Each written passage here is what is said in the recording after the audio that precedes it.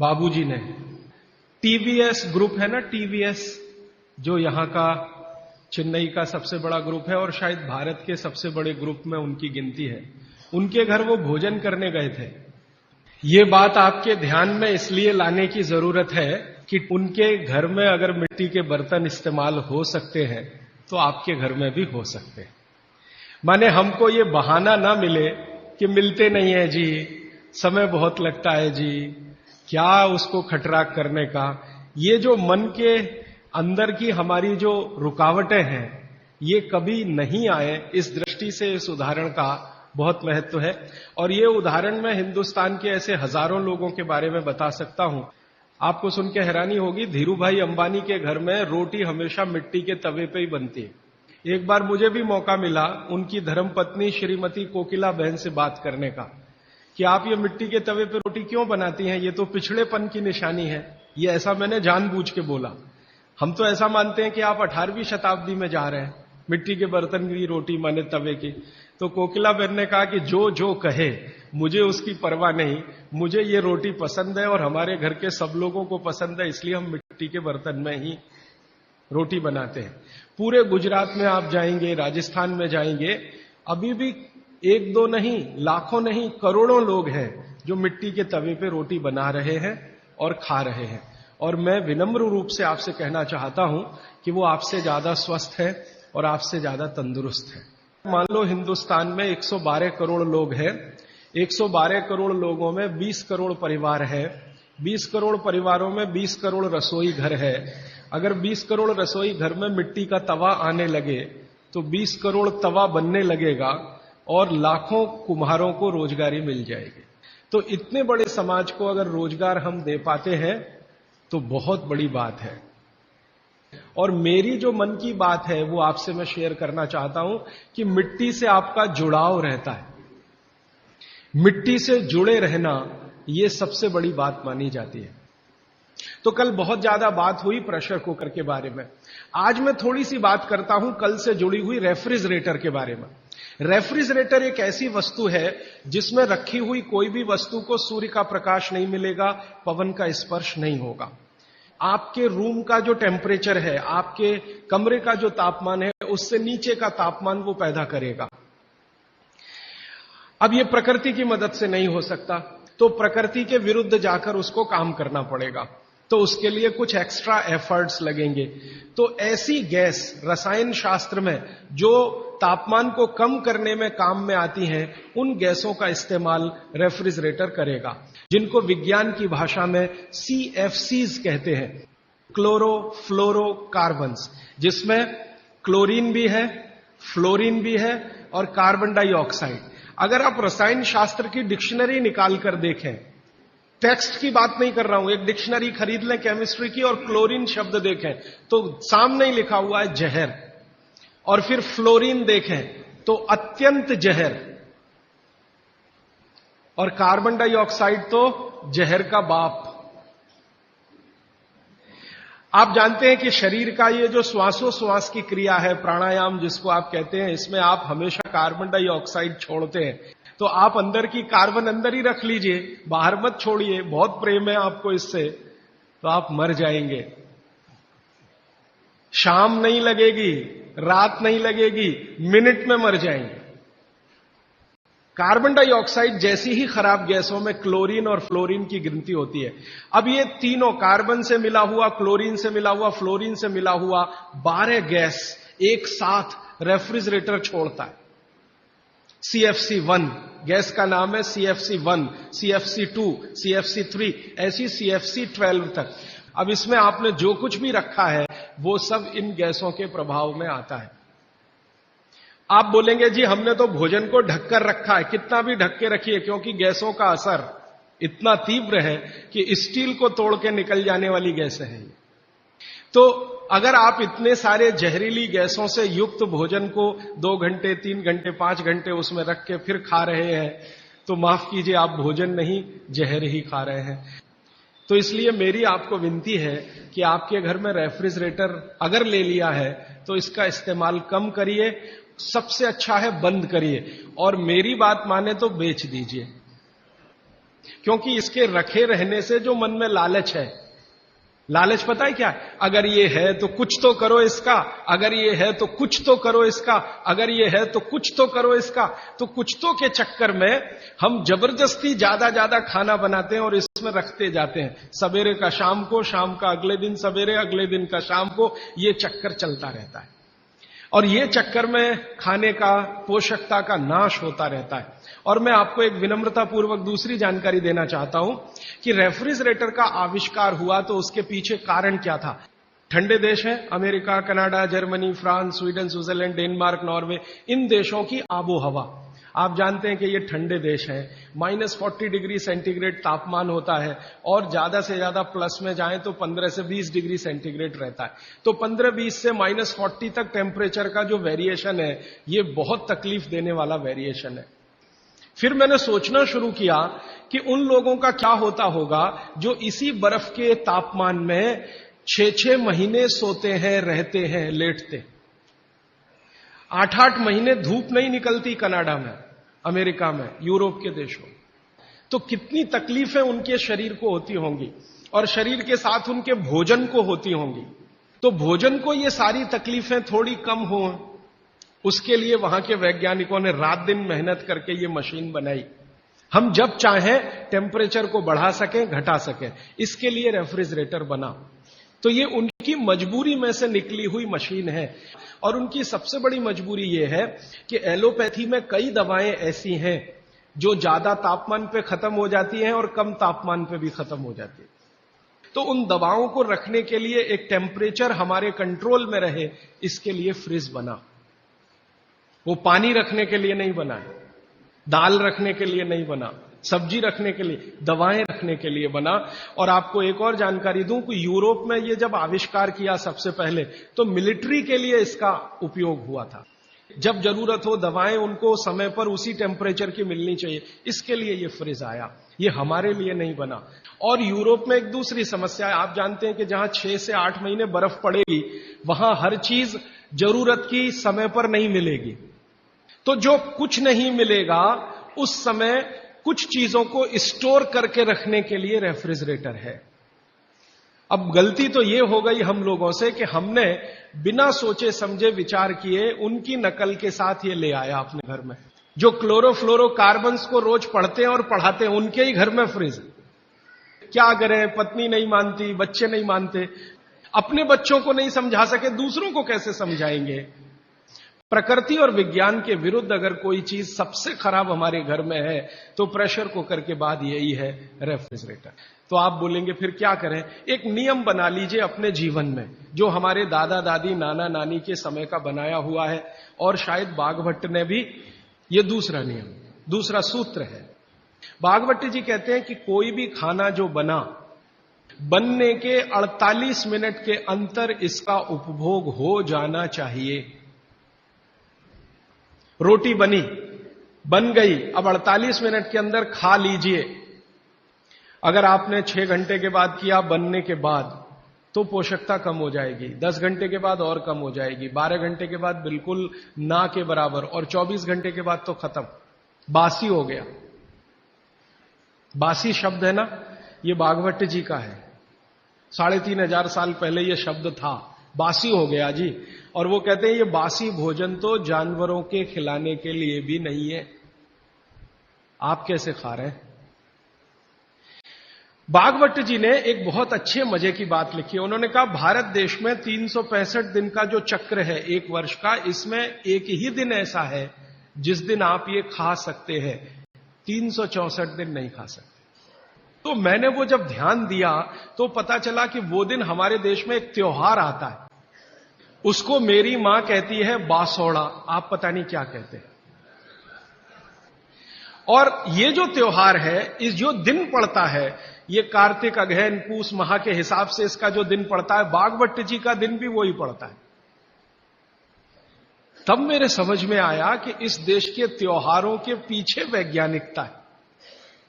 त्योहार ऐसे ही नहीं तय हो गए इस दिन होली होगी, इस दिन दिवाली होगी, इस दिन ये होगा, इस दिन, इनके पीछे कुछ कैलकुलेशन है। भागवती जी का कैलकुलेशन है कि शरीर में 3 दोष हैं, वो आप सब जानते हैं, वात, पित्त और कफ। इन पे आगे मैं विस्तार से बात करूंगा, यहां रेफरेंस के लिए कह रहा हूं। तो वात, पित्त, कफ 3 दोष हैं, ये समान स्थिति में रहे तो आदमी हमेशा निरोगी रहता है। इनकी स्थिति ऊपर नीचे हो, वात बढ़ गया, पित्त और कफ कम हो गया, पित्त बढ़ गया, वात और कफ कम हो गया, ऊपर नीचे हो, तभी रोगी होते हैं आप, तभी रोग पैदा होते हैं।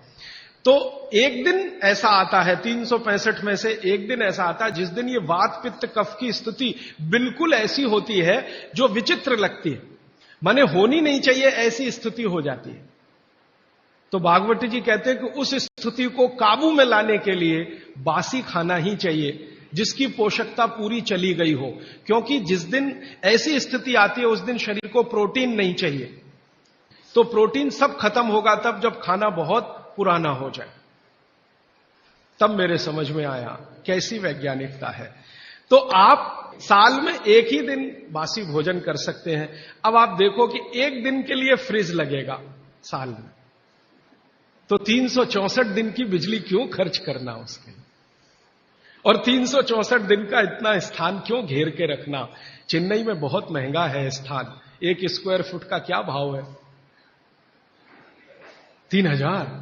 तो फ्रिज अगर रखा है मान लो 5-7 स्क्वायर फीट में, तो 3000 में 5 का गुणा कर लो, 15,000 रुपए रोज का खर्चा एक तो दे दिया फ्रिज खरीदने में, और ये जिंदगी भर इतना स्थान घेर कर खड़ा है जो इस्तेमाल नहीं हो रहा है, तो कितना घाटे का सौदा है। मेरी विनती है कि जिन्होंने फ्रिज नहीं खरीदा है वो ना खरीदें।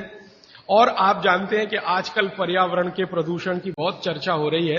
सर्दी कम होने में और गर्मी बढ़ाने में जिन गैसों का सबसे बड़ा योगदान है वो यही गैसें हैं, CFC1, CFC2, CFC3, CFC12 तक। तो सारे दुनिया के देश परेशान हैं। अमेरिका, जर्मनी, भारत जैसे 156 देशों के राष्ट्रपति, प्रधानमंत्री 7 दिन झक मार रहे थे यही बात के लिए कि भाई CFC का प्रोडक्शन कम कैसे किया जाए। तो इसमें थोड़ा आप भी सहकार कर दीजिए। और एक तीसरी बात जो मैंने कल आपसे शुरू की थी, माइक्रोवेव ओवन। माइक्रोवेव ओवन भी कुछ इसी तरह का किस्सा है। इसमें भी टेम्परेचर को आप कंट्रोल करते हैं, और माइक्रोवेव ओवन में कोई भी चीज आप जब रखते हैं ना गर्म करने के लिए, तो वो चीज का एक हिस्सा गर्म होता है, पूरा नहीं होता। गर्म होने के लिए हमारी जो कल्पना है वो चारों तरफ से एक साथ एक जैसा टेम्परेचर आए, वो पानी ही कर सकता और कोई चीज नहीं है दुनिया। पानी गर्म करके उसमें कोई चीज डालें तो सही गर्म होती है, और माइक्रोवेव ओवन में पानी का कोई काम नहीं। और ये माइक्रोवेव ओवन भी यूरोप और अमेरिका के लिए है, क्योंकि वहां बहुत ठंडी है, आपके लिए नहीं है, क्योंकि यहां तो बहुत गर्मी है। तो अब हमारे घर में क्या हुआ है वो मैं विनम्रता पूर्वक आपसे कहता हूं, आपने कुछ चीजों को स्टेटस सिंबल बना रखा है, वो बदल दीजिए।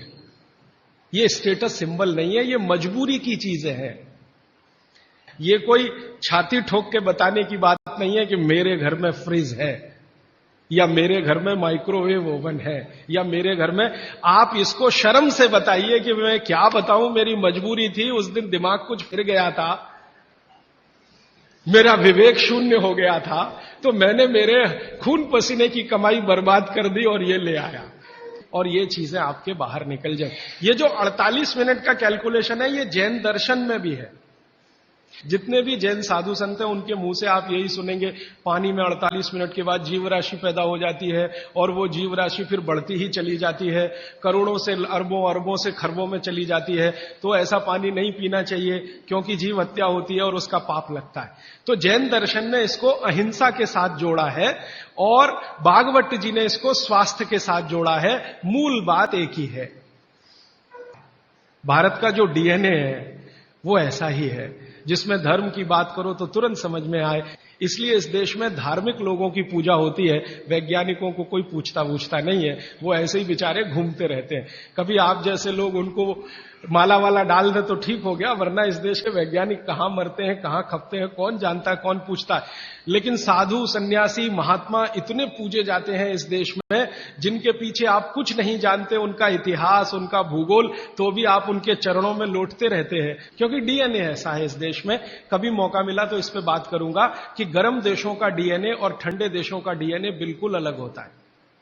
ये जो यूरोप और अमेरिका में रहने वाले लोग हैं ना, इनका जो डीएनए है और हमारा जो हम भारत, पाकिस्तान, बांग्लादेश में रहने, इनका बिल्कुल डिफरेंट है। जो दुनिया के गर्म देश हैं, सारे धर्म यहीं से निकले। आपको मालूम है ईसाइयत यहीं से निकली, पूर्व से ही निकली। इस्लाम भी पूर्व से निकला। हमारा हिंदू धर्म जिसको सनातन मानते हैं, ये भी पूर्व से निकला। पश्चिम से कोई धर्म आज तक निकला ही नहीं। तो ये धर्म से जुड़ा हुआ विज्ञान की बात है।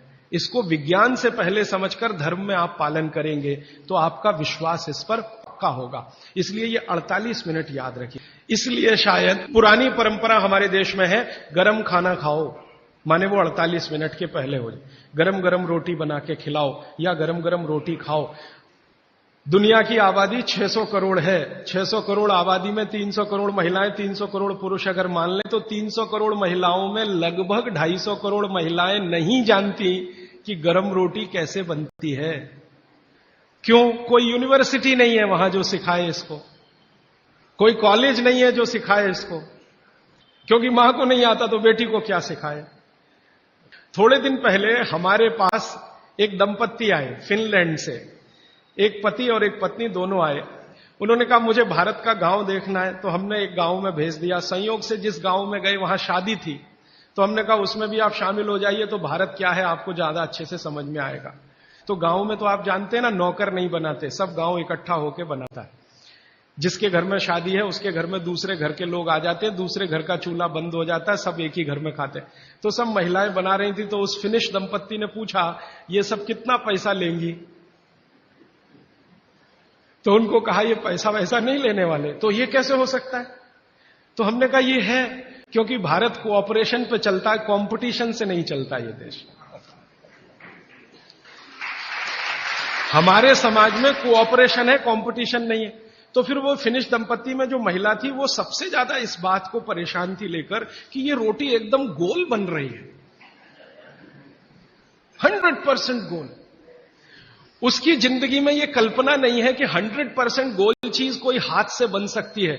वो कहती है उसने कभी सोचा था भारत के बारे में कि मशीन से बनाते होंगे रोटी, तो उसका जितना कैमरे में रील थी उसने सब उसी पे खर्च कर दी, गोल रोटी बना के देखने में। उसको मैंने ये उदाहरण इसलिए दिया कि उनके लिए ये अजूबा है। और मैंने जब वो जा रहे थे तो पूछा आपको भारत में कौन सी चीज सबसे अच्छी, तो उनका ये जो रोटी है गोल, ये सबसे महत्वपूर्ण वस्तु है जिसकी वैल्यू हमारे लिए सबसे ज्यादा है, क्योंकि हम जानते नहीं ये कैसे बनती है। इसका मतलब है दुनिया के दूसरे देशों को नसीब नहीं है। तो आप समझ लीजिए कि आपके पास कितनी वैल्यूएबल चीज है गरम रोटी, और उसको आप छोड़कर ठंडी करके खाएं तो ये आपका दुर्भाग्य है, सौभाग्य नहीं। मैंने एक सिंपल कैलकुलेशन किया था कि पाव रोटी बनने के बाद और खाने तक 90 दिन निकल जाते। हमारे आयुर्वेद शास्त्र में भागवत जी कहते हैं कि पिसा हुआ आटा, वो ये कहते हैं कि 15 दिन से ज्यादा पुराना कभी भी मत खाना। 15 दिन मैक्सिमम, वो भी गेहूं के लिए। ये चना और मक्की और ज्वारी, इसके लिए तो 7 ही दिन कहा उन्होंने। तो अब आप बोलेंगे जी ताजा आटा कहां से लाएं? चक्की है, जिंदाबाद। हिंदुस्तान में हजारों लाखों वर्षों से आटा ताजा बनाकर रोटी बनाने की परंपरा है कि नहीं? जो माताएं यहां बुजुर्ग हैं, इन्होंने अपना गांव देखा होगा, अपने गांव के घर की चक्की देखी होगी। और हमारे घरों में ये जो चक्की चलाने का काम माताएं करती रही हैं, किसी को भी सिजेरियन डिलीवरी नहीं हुई है। चक्की चलाने वाली माताओं के पैरों में दर्द नहीं है। चक्की चलाने वाली माताओं को कभी भी कंधा नहीं दुख रहा है, गर्दन नहीं दुख रही है, नींद अच्छी आ रही है, डायबिटीज नहीं है, हाइपरटेंशन नहीं है, ब्लड प्रेशर नहीं बढ़ा है, 48-50 बीमारियां नहीं है। और जो माताएं पिसा हुआ आटा ला रही हैं, कैप्टन कुक, आईटीसी का, उनके घरों में डायबिटीज भी है, अर्थराइटिस भी है, हाइपरटेंशन भी है, ये भी है। वो हम जब चक्की चलाते हैं तो एक दिन चला के देखिए तो आपको समझ में आए, सबसे ज्यादा दबाव पेट पे पड़ता है। और मां के पेट में एक एक्स्ट्रा ऑर्गन है जो पिता के पेट में नहीं है, जिसको गर्भाशय कहते हैं।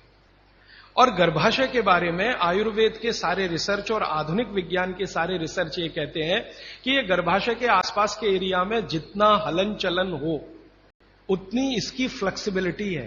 फ्लेक्सिबिलिटी माने मुलायमियत।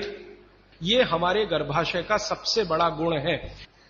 तब मेरे समझ में आया कि जो माताएं नियमित रूप से चक्की चला रही हैं उनको सिजेरियन डिलीवरी नहीं हो रही है, क्योंकि गर्भाशय की इलास्टिसिटी मेंटेन है, तो आसानी से बच्चा बाहर आ रहा है बिना किसी ऑपरेशन के। तब मुझे ध्यान आया कि हमारी जो पुरानी माताएं हैं उनके 8-8, 10-10 बच्चे होते थे, कभी सुना नहीं कि सिजेरियन। वो दाई आती थी गांव की, जो एमबीबीएस नहीं है, एमडी नहीं है, एमएस नहीं है, और बच्चे करा के चली जाती थी, ऐसे ही जैसे दाल पका के कोई चला गया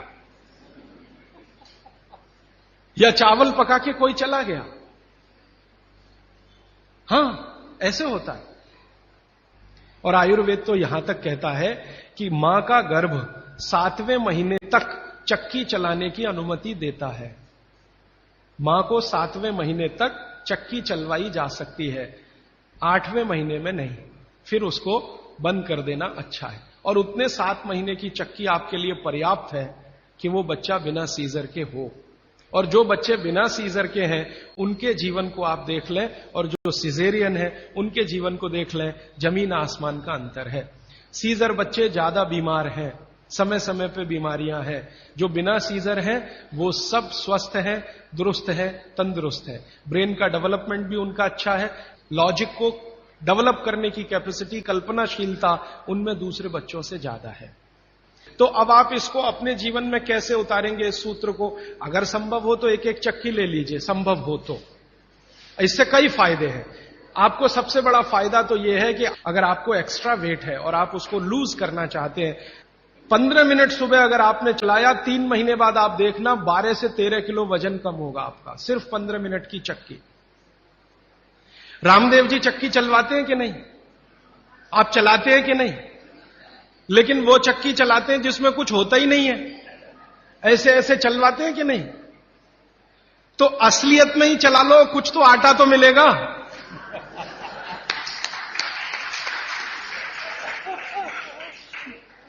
कम से कम आटा तो निकलेगा, बाई प्रोडक्ट। यहां तो कुछ निकल ही नहीं रहा है, बस ऐसे ऐसे चला। अब आप बोलेंगे जी चक्की कहां मिलेगी? चक्की अभी भी मिल रही है, यहीं चेन्नई में मिलेगी। पत्थर बनाने वाले बहुत लोग इस देश में हैं जो अभी भी ये काम कर रहे हैं, लेकिन वो रो रहे हैं कि राजीव भाई ये कोई खरीदता नहीं, हम क्या करें, हमारा सिलबट्टा भी कोई खरीदता नहीं, चक्की भी कोई। तो मैंने संकल्प लिया है कि मैं बिकवाऊंगा आपकी चक्की। हां, और मैं उनका फोकट का मार्केटिंग मैनेजर हूं। वो मुझे कुछ एक पैसा नहीं देते, लेकिन मैं उनके लिए मार्केट बनाने के काम में लगा हुआ हूं। ये मार्केट बनाने में भागवत जी की बड़ी मदद मिल रही है। वंदे मातरम।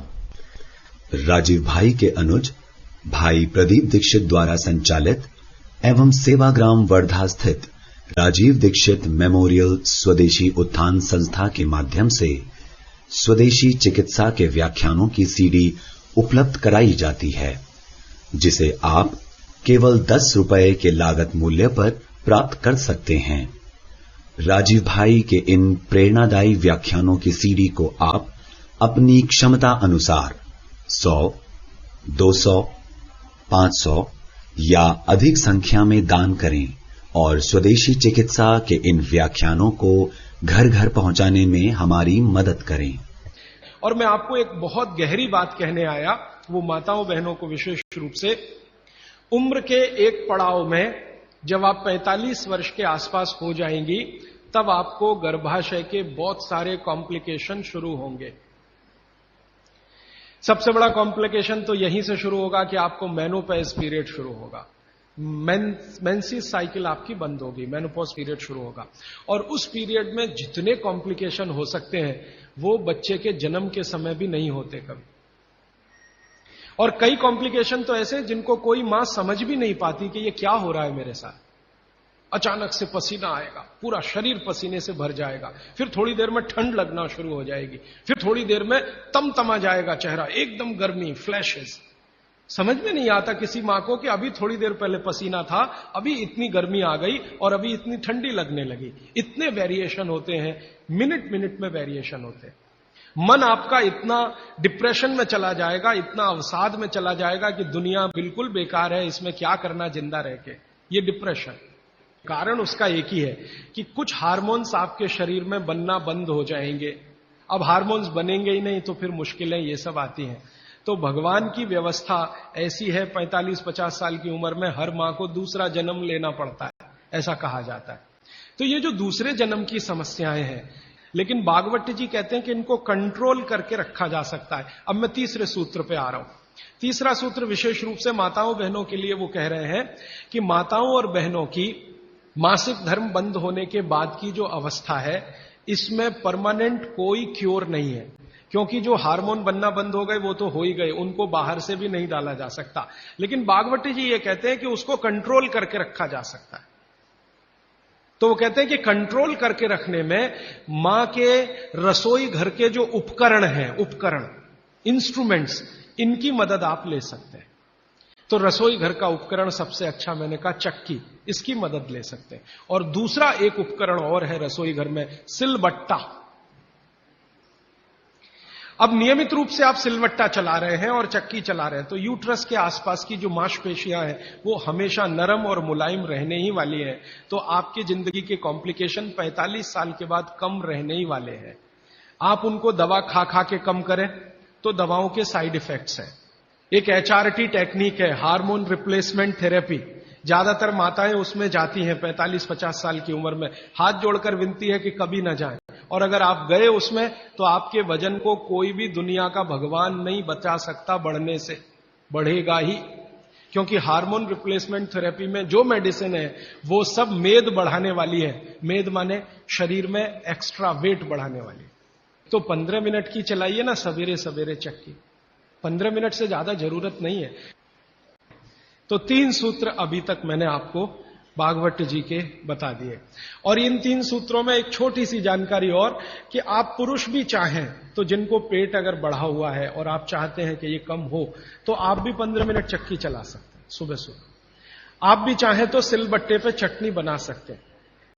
अगर आपने भी चक्की चलाई और सिलबट्टे पे चटनी बनाई तो आपकी चटनी तो बनेगी ही और आटा तो पिसेगा ही। आपका जो पेट है ये अंदर चला जाएगा, जो आपको किसी भी जिम्नेजियम की मदद से नहीं जाएगा। मैं आपको इस बात की गारंटी देता हूं, स्टाम्प पेपर पर आप लिखवा लीजिए मुझसे, 1000 रुपए का हो या लाख रुपए का स्टाम्प पेपर। दुनिया का हर एक डॉक्टर इस बात से सहमत है, वो बोलता नहीं, बात अलग है, कि जिम्नेजियम में जाकर कभी भी किसी का पेट अंदर जाता नहीं, और थोड़े दिन के लिए गया और आपने जाना बंद किया तो ज्यादा बाहर आता है। जिम्नेजियम की सभी मशीनें ज्यादा स्पीड वाली हैं और चक्की और सिलबट्टा ये स्पीड कम है, धीरे धीरे धीरे धीरे। हमारी जो तासीर है वो कम स्पीड वाले उपकरणों के साथ ज्यादा है, क्योंकि हम गर्म देश में रहते हैं। गर्म देश के लोगों में आप जानते हैं स्वाभाविक रूप से वायु का प्रकोप ज्यादा होता है शरीर में। ये कल मैं और इस विस्तार से बात करूंगा। अब वायु का प्रकोप ज्यादा है तो हर चीज ऐसी करनी चाहिए जो धीमे हो। ज्यादा तेज करेंगे तो वायु और बढ़ेगी। इसलिए यहां के जो डांस है ना, उनके स्टेप्स, जैसे भरतनाट्यम, जैसे कथक, कथकली, ओडिसी, कुचिपुड़ी, ये सब डांस के स्टेप आप देखो स्लो है। ज्यादा ठंड के देशों में क्या होगा कि वायु बिल्कुल उल्टी स्थिति में होती है, बहुत ही कम होती है शरीर में, और पित्त और कफ बहुत बढ़े हुए होते हैं। तो उनका डांस फास्ट होगा, हमारा स्लो होगा। उनकी हर चीज की स्पीड फास्ट होगी, हमारी स्लो होगी। बैलगाड़ी क्या है? पहिया ही तो है। तो पहिए का इन्वेंशन सबसे पहले भारत में ही हुआ दुनिया में, लेकिन हमने वो बैलगाड़ी में लगाया, हवाई जहाज में नहीं लगाया। अपने को जरूरत बैलगाड़ी की ही है, क्योंकि ये स्लो है। स्लो इसलिए कि बैल जो खींच रहा है उसके शरीर को वायु का प्रकोप ना बढ़े। हमारे यहां मनुष्य के लिए जितना सोचा गया, बैल के लिए भी उतना ही सोचा गया। तो बैल की वायु बढ़ेगी, और वायु बढ़ने से मृत्यु जल्दी होती है। पहिया जितना बड़ा होगा स्पीड उतनी स्लो होगी, पहिया जितना छोटा होगा स्पीड उतनी ज्यादा होगी। अब हमने बैलगाड़ी बनाई तो पिछड़े नहीं है, और उन्होंने हवाई जहाज का पहिया बनाया तो अगड़े नहीं है। उन्होंने अपनी मजबूरी का समाधान करने के लिए बनाया, हमने हमारी मजबूरी का समाधान करने के लिए बनाया। तो इसको कम रखने के लिए इसलिए सिलबट्टा है, धीरे धीरे चलता है। और वो जो आपके घर में है मसाला पीसने वाली मशीन, मिक्सी, एकदम फास्ट, ये यूरोप के लिए है, आपके लिए नहीं है। हमारा तो वो धीरे धीरे वाला ही अच्छा है। और एक छोटी सी आखिरी बात, आज के लिए समय हो गया, आखिरी बात यह है, मैं आपको विनम्रता पूर्वक जो कहना आया वो ये कि आपके रसोई में पिछले 20-25 वर्षों में जो बदलाव आया रसोई में, 20-25 वर्षों में हमारे बीमारियों का सबसे बड़ा कारण वो बदलाव है। बदलाव क्या आया? पहले चक्की होती थी, सिलबट्टा होता था, अब मिक्सी आ गई, रोटी बनाने की भी मशीन हमने ली। ये सब बदलाव ने हमको बीमार बनाया। और रसोई घर में जितनी चीजें हैं उन्होंने महिलाओं का शरीर श्रम घटाया। जैसे वॉशिंग मशीन आ गई, इसने आपका शरीर श्रम घटा दिया। और शरीर श्रम घटाने के लिए नहीं है, भागवती जी कहते हैं कि शरीर श्रम घटाने की एक ही उम्र है, 60 के बाद। अब सब कुछ मशीन आ गया तो आप भी मशीन ही हो जाएंगे, और आप हो गए हैं। पता है मशीन हम कैसे हो गए? जिंदगी का रस चला गया, आनंद चला गया। पहले घरों में काम करते समय जो रस था, आनंद था, वो सब चला गया। कैसे चला गया? मैंने बचपन का मुझे याद है, माताएं बहनें काम करते करते बहुत सारे गीत गाती थी। तो अब क्या करते हैं, जो सिनेमा के गीत हैं उनका सीडी लगा के, अब तो वो डीजे ले आते हैं और वीजे, पता नहीं क्या क्या उसको बोलते हैं, बड़ा साउंड बॉक्स, और लगा दिया, और ऐसा शोर कान फोड़ने वाला जिसकी न सुर न लय न ताल चला देते हैं। घर में बच्चा पैदा हुआ तो चोली के पीछे क्या, तो चीज बड़ी है मस्त मस्त, आती क्या खंडाला तो जाती क्या खंडाला, ये घर में बजाए जा रहे हैं। कब? जब बच्चा पैदा हुआ, क्योंकि मां को बच्चा पैदा होने के समय के गीत ही याद नहीं है। शादी के समय क्या क्या गीत गाए जाते थे याद नहीं है। तो हमारे यहां काम में आनंद था। यह शब्द बोरियत भारतीय शब्द नहीं है, यह अंग्रेजों का शब्द है। हिंदी में वैसे का वैसे ही हमने ले लिया, बोर होना। जी हम क्या कर रहे हैं? बोर हो रहे हैं। आजकल के बच्चों को मैं बहुत सुनता हूं, जी क्या कर रहे हैं? बोर हो रहे हैं। जी बोर हो रहे हैं। अब बोर हो रहे हैं तो करें क्या? तो ले देके वो एक टीवी है चालू कर दिया, उसमें पोगो देखो, पोगो। अब पोगो में क्या है, वो और ज्यादा बोर हो जाओ तो पोगो की जगह कोई दूसरा देखो, लोगो, या तीसरा देखो। वो सब आपको बोरियत में ही ले जाएंगे। क्यों? क्योंकि इसमें इंटरेक्शन कुछ नहीं है, सब कुछ वन साइडेड है। और गीत गाने में इंटरेक्टिव है। तो हमारी माताएं गीत गाती थी, हर समय के लिए गीत बने हैं। पापड़ बना रही हैं, बड़ी बना रही हैं, उस समय के गीत अलग हैं। मसाला पीस रही हैं, उस समय के गीत अलग हैं। शादी के लिए मसाला पीस रहा है, उस समय के गीत अलग हैं। शादी के लिए पापड़ और बड़ी बन रही हैं, उस समय के गीत अलग हैं। ये गीत इकट्ठे आजकल मैं कर रहा हूं, हजारों की संख्या है गीतों की, लेकिन इनको लिपिबद्ध हम नहीं कर पाए, किताबें नहीं छपी, इनकी नोटबुक्स नहीं बनी, तो धीरे धीरे खत्म हो रहे हैं या तिरोहित हो रहे हैं। इन गीतों में जो सुर है, जो लय है, जो ताल है, वो हर मां के लिए आसान है। ये है। और आखिरी सूत्र, माने आज के हिसाब से आखिरी सूत्र, कि आप अपने जीवन में तासीर का ध्यान रखिए, आबो हवा का ध्यान रखिए, वातावरण का ध्यान रखिए जहां आप रह रहे हैं। माने भौगोलिक परिस्थिति, एक शब्द में मैं अगर कहूं तो ज्योग्राफिकल कंडीशंस। तो आपकी जो आबो हवा है इसका ध्यान रखिए। इसका ध्यान कैसे रखना? मैंने आपसे उदाहरण के लिए में कहा था कि भारत गर्म देश है और कनाडा ठंडा देश है। गर्म देश के लोगों में हमेशा वात की प्रबलता रहती है, शरीर का दोष है, अब उसको क्या करेंगे। वात की प्रबलता रहे ही, पित्त और कफ आपका हमेशा कम रहेगा। इसलिए भारत के लोगों को वात के रोग सबसे ज्यादा है। भागवती जी कहते हैं कि भारत के लोगों को लगभग 70 से 75% रोग वात के हैं, 12 से 13% रोग पित्त के हैं, और 10% रोग कफ के हैं। कफ के रोग हमारे यहां सबसे कम है, पित्त के थोड़े ज्यादा, वात के सबसे ज्यादा, क्योंकि हम गर्म जगह रहते हैं। तो आप ध्यान रखिए कि गर्म जगह में ऐसे काम मत करिए जिससे वात बढ़े। जैसे मैं आपको एक उदाहरण दूं, माफ करिएगा ये उदाहरण देते हुए, आप दौड़ लगाते हैं, रनिंग, इसमें वात सबसे ज्यादा बढ़ता है। हमारे यहां आजकल एक फैशन आया, मॉर्निंग में दौड़ो। दौड़ना नहीं है, चलना है। चलने और दौड़ने में अंतर आप समझते हैं। दौड़ने में ऊर्जा बहुत शरीर की, गर्मी बहुत शरीर की बढ़ेगी और वात को बढ़ाएगी। वात बढ़ेगा तो ये घुटने बहुत जल्दी आपके थकेंगे। आप देख लो, जितने हिंदुस्तान के रनर है ना, रनर 100 मीटर दौड़ने वाले, 200 मीटर, 35 साल के बाद किसी के घुटने काम नहीं करते, सब बैठ गए। मिल्खा सिंह को मैं मिला हूं, वो कहते हैं यार उस समय जो मैं दौड़ गया ना, अब पता चल रहा है कि उसका क्या असर है। परमानेंट डैमेज हो गए हैं दोनों नी जॉइंट्स मिल्खा सिंह के। तो भारत दौड़ने वाला देश नहीं है। कोई सवाल पूछना चाहें तो जी पूछिए। हाथ उठाइए। आप मेहरबानी करके इन 5 सूत्रों को क्रम से एक बार फिर से बता दें। हाँ, कॉपी है तो लिख लीजिए, डायरी है तो लिख लीजिए। और मैंने आपसे कल भी कहा था, आज फिर कह रहा हूं कि नहीं लिख पाए तो भी चिंता मत करिए। ये सब सूत्रों की पुस्तकें, हमने कई पुस्तकें ट्रांसपोर्ट से भेजी थी, वो आ गई हैं, यहां पीछे हैं भरपूर मात्रा में। ये सब सूत्र उनमें विस्तार से है, मैं तो शॉर्ट में बता रहा हूं, आप वो भी ले जा सकते हैं। बाहर आज स्टॉल पर भरपूर पुस्तकें। राजीव जी, आपके प्रथम सूत्र के अनुसार सोलार कुकर कितना उपयोगी है? हाँ, बहुत अच्छा सवाल है, मैं इंतजार कर रहा था कोई पूछे। देखिए, मेरे प्रथम सूत्र के अनुसार सोलर कुकर सबसे ज्यादा उपयोगी है।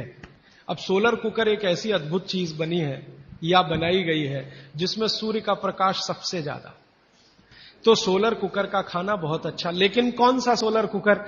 देखिए, एक सोलर कुकर ऐसा आता है जिसमें डब्बे को बंद करके खाना बनाने के लिए रखते हैं ना, वो सब एल्यूमिनियम के डब्बे हैं। एल्यूमिनियम के वेसल जब तक है तब तक ये सोलर कुकर का खाना जहर है। लेकिन सिद्धांत रूप में सोलर कुकर भारत के हिसाब से सबसे अच्छी टेक्नोलॉजी है। तो आप बोलेंगे फिर कोई वेसल बदल के उसमें रखिए। तो जैसे ही सोलर कुकर में वेसल आ जाए पीतल के, कांसे के, आप उनका जरूर इस्तेमाल करिए। वो विज्ञान के हिसाब से, भागवत के हिसाब से सबसे उत्तम है। मेरी एक विनती है, आप मुझे सर मत कहिए, या तो भाई कहिए, राजीव भाई कहिए, कुछ भी कहिए, सर मत कहिए। आदरणीय राजीव भाई, आपके दूसरे सूत्र के हिसाब से 48 मिनट में खाना खा लेना चाहिए, पर जो बच्चे स्कूल सुबह चले जाते हैं और शाम को घर आते हैं, उनका हम क्या बहुत करें? अच्छा, उसके लिए मैं एक विकल्प बताता हूं। जो बच्चे आपके सुबह सुबह स्कूल चले जाते हैं, कि बच्चों को खाना खिला के स्कूल भेजिए। आप बोलेंगे जी खाते नहीं है, मैं आपको इसका तरीका बता देता हूं कैसे खाएंगे वो खाना। हमारे शरीर की अपनी एक साइकिल है, और वो साइकिल ये है कि कोई भी खाना खाएं तो उसके 8 घंटे के बाद ही भूख लगेगी आपको। तो एक रात पहले का खाना उनको उस समय खिला दीजिए कि सुबह तक 8 घंटे पूरे हो जाए। माने अगले दिन शाम को ही खाना खिला दीजिए, रात को मत खिलाइए। शाम को 6 बजे तक अगर आपने खाना खिला दिया, 6 बजे तक, तो 8-9 बजे तक सोने की नींद उनको आई जाएगी। क्योंकि 1.5 घंटे के बाद जैसे ही खाना पच के रस में बदलता है, बॉडी का ब्लड प्रेशर अपने आप बढ़ना शुरू कर देता है, और ब्लड प्रेशर बढ़े तो नींद आनी ही है, रुक नहीं पाएंगे आप। तो शाम का खाना 6 बजे उनको खिला दीजिए, 8 बजे तक नींद आ जाएगी, और 6 बजे से 8 घंटा गिनेंगे तो सवेरे 4-5 बजे तक वो पूरा हो जाएगा। तो 4-5 बजे के आसपास जब वो सोकर उठेंगे तो इतनी तेज भूख लगी होगी कि आप रोटी दाल चावल खिला दो, वो खा के चले जाएंगे। आपको थोड़ा बदल ये करना है कि रात को हम बच्चों को 10 बजे खाना खिला रहे हैं या 11 बजे खिला रहे हैं, उसके 2 घंटे के बाद रस बन रहा है तो 1 बज जाएगा। 3-4 बजे तक आधा खाना पचा, आधा नहीं पचा, सवेरे उठने पर भूख लगेगी कैसे? बच्चों को रात का खाना बिल्कुल बंद कर दीजिए। मैं आपको विनम्रता पूर्वक कह रहा हूं, इसको मैं कल या परसों बहुत विस्तार से समझाऊंगा, पूछ लिया आज आपने इसलिए कह रहा हूं। रात का खाना बिल्कुल बंद कर दीजिए, क्योंकि बागवट्टी जी का ये जो पहला नियम है ना, ये अभी मैंने आधा ही बताया। सूर्य का प्रकाश और पवन का स्पर्श हर समय वो कहते हैं खाते समय पीते समय रहना ही चाहिए। अब 6 बजे के बाद तो सूर्य प्रकाश रह नहीं सकता, और आप जानते हैं सूर्य प्रकाश का सबसे बड़ा परिणाम है विटामिन डी का निर्माण। सूर्य प्रकाश में ही विटामिन डी बनता है। तो जब तक ये सूर्य प्रकाश है तब तक खाना खाएं तो विटामिन डी मिले, और बच्चों को विटामिन डी सबसे ज्यादा चाहिए। इसलिए बच्चों को तो रात का खाना बिल्कुल बंद करिए, शाम 6 बजे खिला दीजिए। सुबह 7 बजे जब स्कूल जाएंगे, खूब भूख लगी होगी, उस समय 7 बजे पराठा बना के भी खिलाइए, आलू का भी पराठा खिलाइए, गोभी का भी खिलाइए, कोई फर्क नहीं पड़ता। सुबह के भोजन पे आगे बात करूंगा। सुबह का भोजन जितना हैवी हो उतना अच्छा। गोभी का पराठा, आलू का पराठा, जितना पराठा, पूड़ी, जो पकवान सब सुबह, सब सुबह। दोपहर का खाना थोड़ा कम और रात का बिल्कुल कम, शाम का बिल्कुल कम। तो बच्चों को भरपेट खाना खिला के स्कूल भेजिए। लंच बॉक्स की जरूरत नहीं है। जब वो घर आए तो दूसरा भोजन कराइए और शाम को 6 बजे तक तीसरा भोजन। तो मैंने कुछ बच्चों पे प्रयोग किया, शाम का भोजन बंद किया, सुबह उठते ही भूख लगती है उनको। ये तो प्रकृति का नियम है, लगे। सारे जानवर, सारे पक्षी उठते ही खाना खाते हैं। आप देखो, चिड़िया है सुबह सुबह खाने पे लग जाएगी, गाय, बैल, भैंस, बकरी सब सुबह खाने पे लग जाएगी, क्योंकि वो शाम को सूर्य के बाद खाना नहीं खाते। कोई गाय रात को खाना नहीं खाती, खिला के देख लो, जर्सी गाय को छोड़कर। जर्सी भारत की नहीं है, इसलिए उसको भारत का पता भी नहीं है। वो रात को 2 बजे भी खा लेगी, लेकिन भारत की कोई भी गाय, भारतीय नस्ल की गाय 6 बजे के बाद खाना नहीं खाएगी।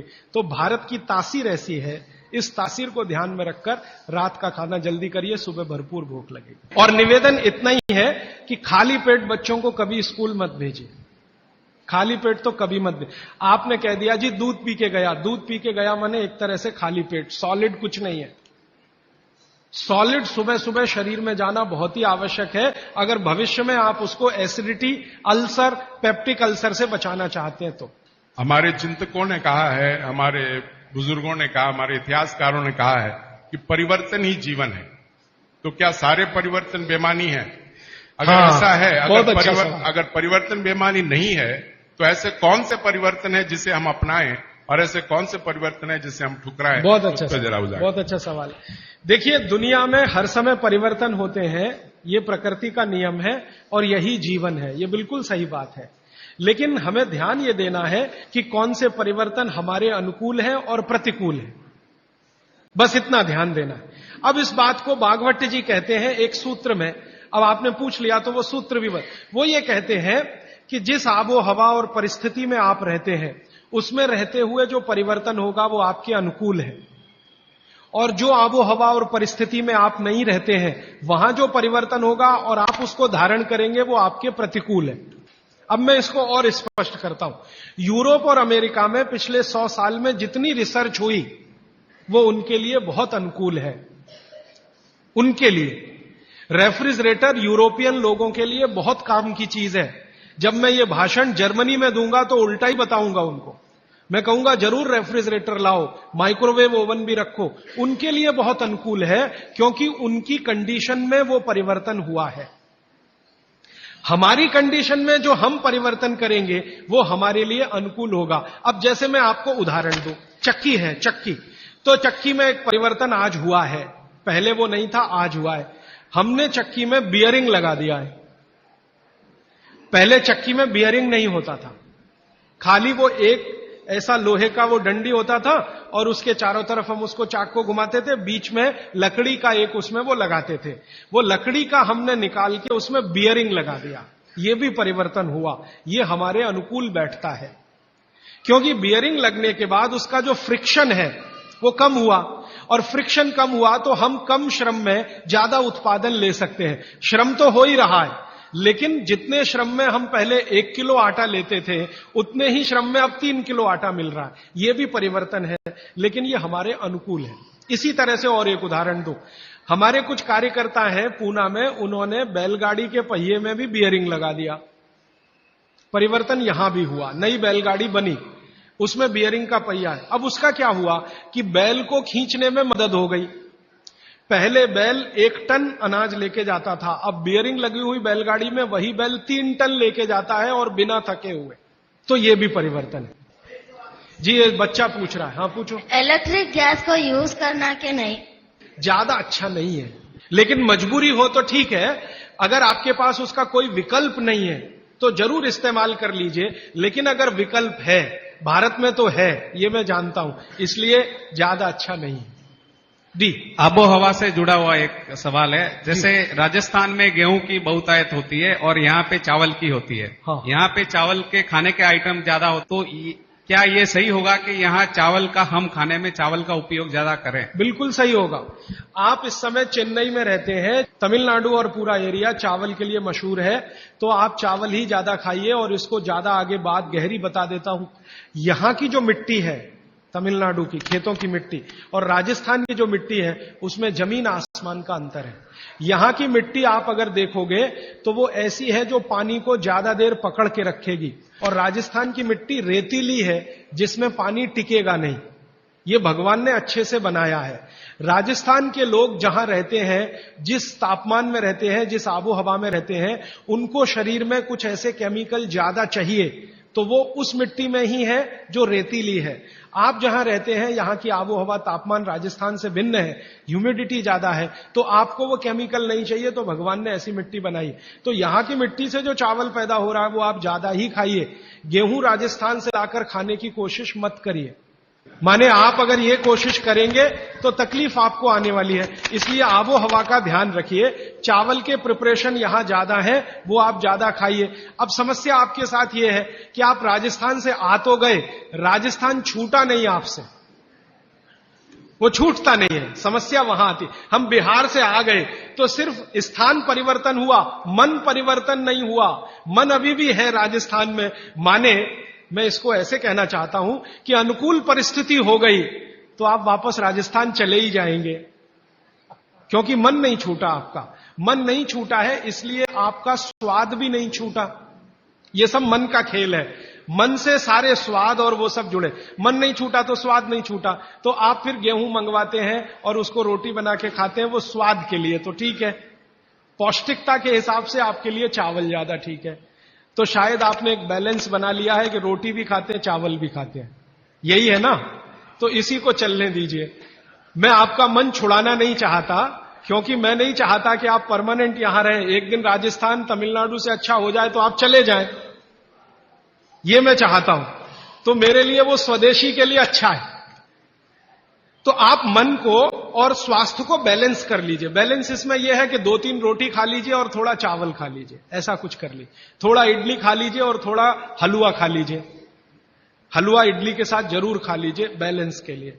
थोड़ा डोसा खा रहे हैं तो थोड़ा बाजरी का रोटी का एक आध टुकड़ा या आधा बाजरी की रोटी का। ये मैं बताऊंगा आपको आने वाले समय में किसके साथ क्या खाएं और आपका बैलेंस बना रहे, टिका रहे। लेकिन इसको ध्यान में रखिए कि आप स्वास्थ्य के लिए थोड़ा, क्योंकि मन भी अगर आपका बहुत दुखी हुआ तो स्वास्थ्य खराब होगा ही। ये भी मैं बता, रोटी नहीं मिलेगी तो मन खराब होगा, तो उसका असर शरीर पे आएगा। इसलिए मन और स्वास्थ्य को बैलेंस करिए। जी, आखिरी सवाल। राजीव भैया, ये जो आपने बोला कि एल्यूमिनियम खाने के हिसाब से बहुत गंदी चीज है, तो आज जो भी खाना पैक हो रहा है वो एल्यूमिनियम फॉइल या वो जो भी चीज है वो उसमें अंदर यूज आ रहा है। मतलब जो साइंटिफिक के हिसाब से या जो भी अभी जो पैकिंग वगैरह हो रहा है उसमें एल्यूमिनियम पे ज्यादा जोर देता है कि भाई एल्यूमिनियम में पैक है, आपका फ्रेशनेस रहेगा। इसके ऊपर थोड़ा बात बोलिए। मेरा आपको एक ही विनंती है, क्योंकि ये मैं करके देख लिया है कि एल्यूमिनियम फॉइल में जो आप खाना पैक करते हैं ले जाने के लिए रास्ते में, ये बहुत ही खराब है, अच्छा नहीं है। तो आप बोलेंगे जी किस में पैक करें? खाना कपड़े में पैक करना सबसे अच्छा है। कपड़ा, सूती कपड़ा होता है ना, पतला, एकदम पतला, उसमें जो रोटी बांध के आप रखें वो दुनिया का सबसे अच्छा पैकिंग है। वो विज्ञान के हिसाब से बहुत अच्छा है। पतले सूती कपड़े में रोटी बांध कर रखना सबसे अच्छी पैकिंग है। वंदे मातरम।